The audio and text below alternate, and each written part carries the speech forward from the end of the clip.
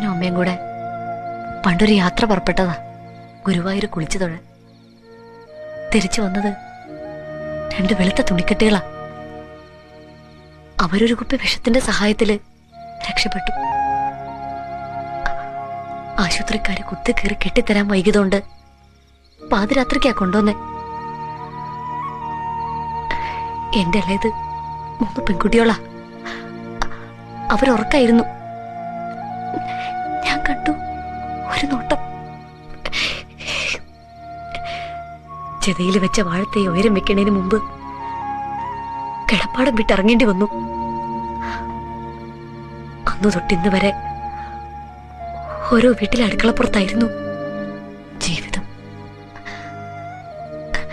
പിന്നെ ആകെയുള്ളൊരു സഹായം ആ കേശവൻ നായരാ. എന്റെ ഇളയ സരോജിനി